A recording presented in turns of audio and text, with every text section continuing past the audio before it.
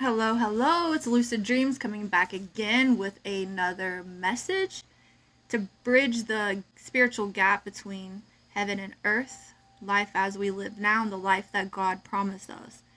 And so I'm here today to talk about past lives, karmic debt, and cycles.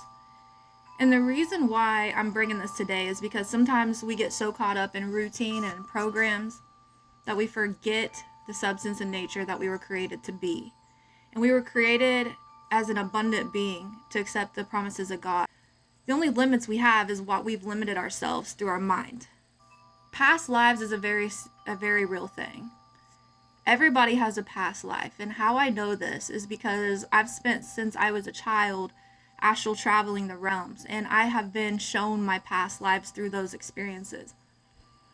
I have learned that we all have versions of ourselves that store through memories. The reason why those past lives still exist is through emotion. And so those connections to those old versions of self that you want to outgrow are there only because of emotions attached. How do we resolve these emotions that bind us to time? It's very important because each life cycle you repeat the same lesson until you get it. So God is not just going to say, okay, you're doomed to hell. No, we're kind of like in a, some people call purgatory, some people call limbo. I've heard actually the best explanation is kind of like a prison, and as a prism of light, but also a prison. You can be entrapped by it or you can raise. And so here on earth we have duality, bad and good, and that's why for lessons. Without lessons there would be no learning. So we have to learn through those experiences, and some are very harsh. I know that.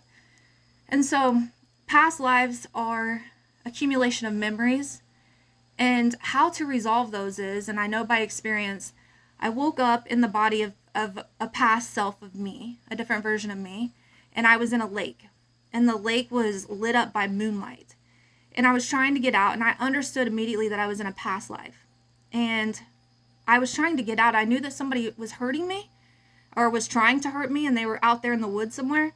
I recognized that this is me now. You know, I knew that Lucretia was in bed sleeping. I understood I was in out-of-body experiences, but I also did understand I was being shown a past life, and I was actually in the body of that person, that old May. And what had happened is I kept trying to get out of the water, and I was trying to find, I was creeping down real low and looking around like, where is the guy, that hurt me? And which angle should I try to get out of this water from? And all of a sudden, in this life that I'm in now, I have realized that fear is the worst thing to bind you to time. And I've worked really hard to get rid of emotional fears and baggages. And a lot of that came with, the scare of COVID and the scare of these pandemics and viruses and all these things taught me, hey, God has me, And through that experience and learning to let go of fear and have faith in this current life, it set me free from that one. So what had happened was I woke up, my higher self, which is now, got into the body of that person in the lake. And I remembered, hey, fear is not of God. I have to have faith and I'm going to get out of this lake, right? And so I had faith, and it's still just as scary. It's like I went back in time and now I can smell, I can see I was still scared. But then it went away because I remembered, wait a second. Fear and faith cannot be given at the same time. It's either one or the other. And all of a sudden I'm like, I'm going to get out of this water. So on my way out, this was really creepy. On my way out, I saw two bodies. And it was like 5 foot of water and bound by their legs. Hands bound to their feet. And a brick keeping them underwater.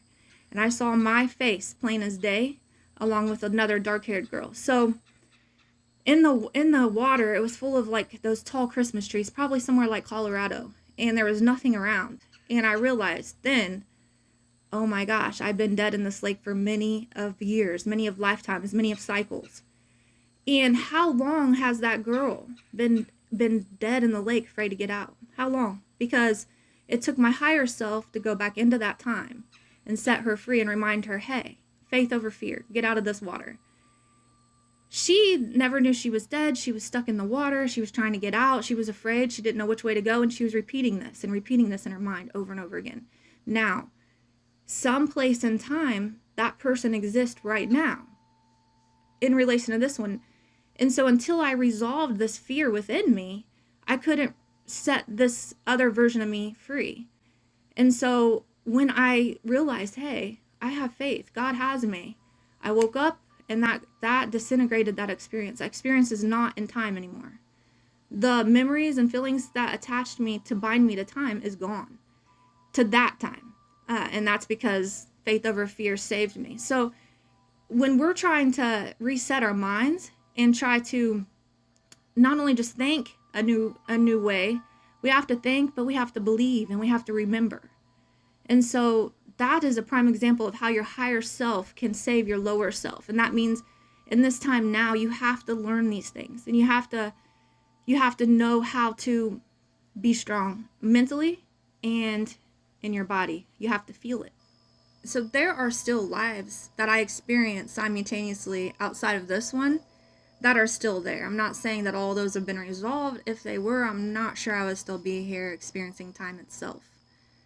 Those are all there, and they're all for lessons, and I'm still learning through it all. And matter of fact, it's what I'm doing now that's saving me from those times.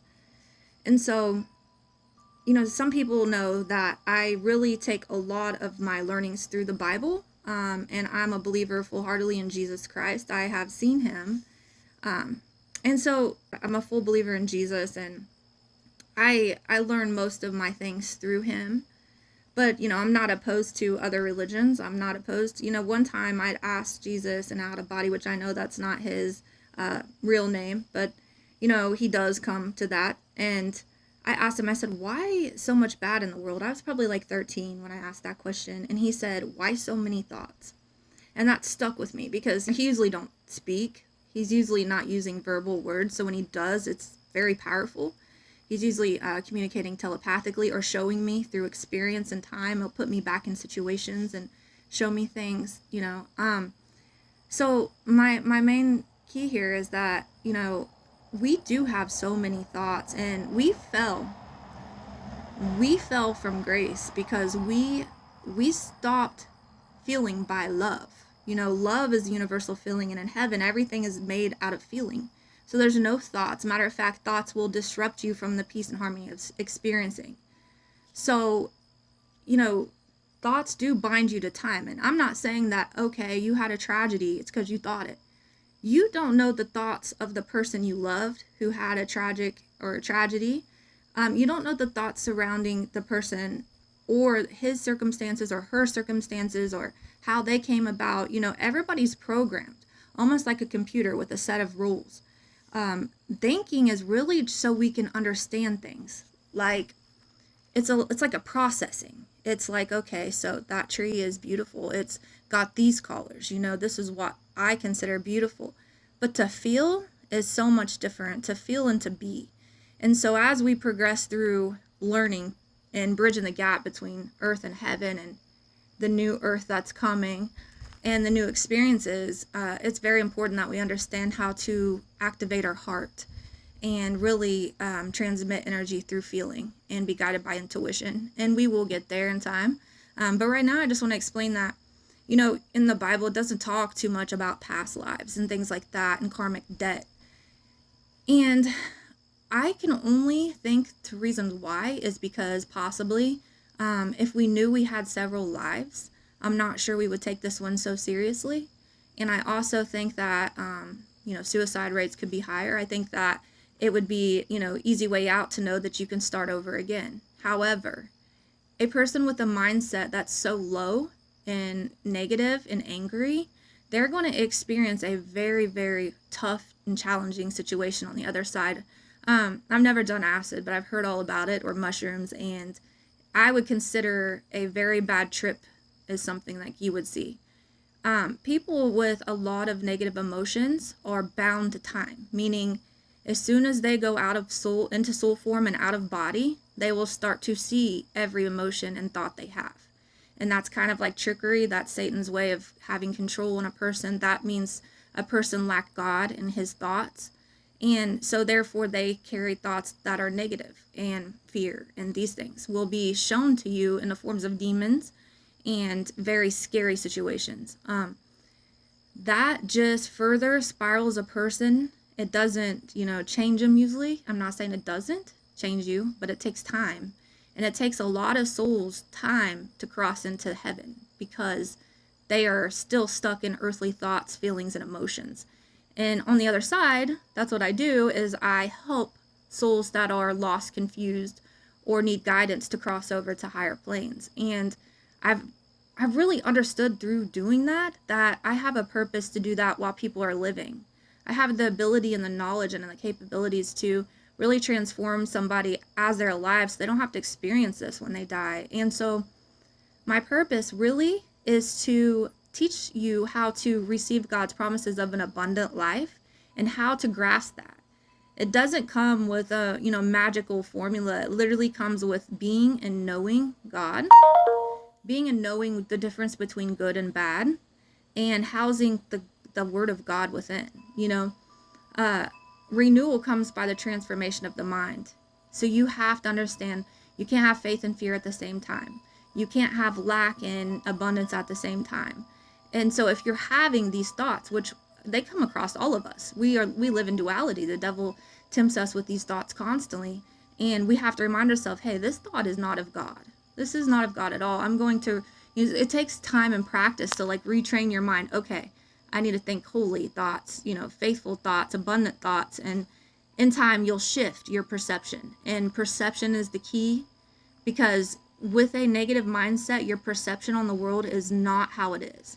And if you want to see abundance in your life, you're going to have to switch your perception to how God's mind works. Because if you only project bad, fear, scared, angry, you're only going to see that. If you project good thoughts, good vibes, holiness, love for another, that's going to come back and amplify back to you. And that's the secret to creating. It starts with thought, yeah, because we're here on earth, but the main key is believing and knowing before it even happens. So Neville Goddard talks about living from the end, and that's very true. Live as if everything has been received. The Bible talks about pray as if it's been received. Believe it as if it's now. These things are key. They're golden because you have to feel it. And in time, through all of these teachings I will teach how to feel things into existence, or how to manifest the feeling by thinking, and how to project your mental mind out there to where you can begin smelling, feeling, sensing with your sights and your touch and those things. But I just wanted to explain the past lives and why they are there and how they need to be resolved. And our karmic debt is attached to those memories that bind us to time. So in time, like when I'm traveling, the only things that I can remember is the things that made me feel. So this information, this just generally living with your mind in the clouds and just going day to day on autopilot, it's not programming a memory. It's not programming substance and value. So I can attach myself to great memories, or I could attach myself to negative memories. They're all out there. There's lives in the future that I'm way more abundant than I am now. There's lives in the past that are worse than now. And how I tell the difference is frequency. I can pretty much gather what life I'm in, because if I am in a slower vibration, sounds are a little bit different, and I understand this is a lesson to learn. If I hear high frequency pitch sounds, anything like, if I'm in a better stance, usually I know that's a future life, and I can usually tell, because past and future are all the same. The only difference is the frequency and vibration. So a car horn might be a lot higher pitched, or one time a train was going and I instead of ding ding ding ding, there's a big difference in the pitches. And so that's how I know what time frame I'm in. And sometimes I don't. Sometimes I'm looking around, like I know I looked at expiration date on bread once to see what time. It's not like I can just say, hey, because they can see me. It's not like I could just say, hey, what year is it? I've done that. Didn't work out too well. People think I'm crazy. Can you imagine me walking around, hey, do you know what year it is? I mean, no, can't do that. So the purpose of all this is to let you know that these thoughts are programmed into time, and they have to be resolved. Now, a lot of people don't know what their thoughts are in time. I have to tell you that when you fix fear, when you get rid of fear, those things go away. It's not like you have to see them. They just go away. They're not binding you anymore, just like they're not binding you here. Anger. Once you remove anger, all those lives that house anger, they're going to go away for you. Them demons that trapped you to time, they're not there anymore. In this life, you won't experience this anymore around you. You're not going to experience it because anger is not going to inflict you. It'll try. But when you realize, what, I'm going to stand still, I'm going to feel it. I understand what anger feels like, but I'm going to let it flow through me instead of reacting. Because reacting is what puts you in the situation. It grounds you to a solid. When you react, you're in it. Your mind's blank. You got the possession of anger over you. Hard telling what you're going to do. Most of the time, you're going to regret what you do. But when you just feel it, set through it, it'll go through you like a breeze. And then you're just looking like, I'm stronger. It takes strength. And I tell you, the strongest person is the person that can sit there through the anger and not react, because those just letting their anger fly everywhere, that's a very big sign of weakness, especially in the spirituality field. So these things all have to be worked through, and then you receive the abundance of life that God promised you. You just have to get there in time. And so that's what I'm going to be talking about a lot, and just trying to bridge the gap in between the worlds, and why we experience more negative here than more positive, and how that it's very possible that we can live an abundant life here on earth in this time frame. And that's the new earth that's forming in this current time. So stay tuned. Thanks for watching. I know it's been a while. Appreciate you all for hanging in there, and I will be back with more soon. Whoop.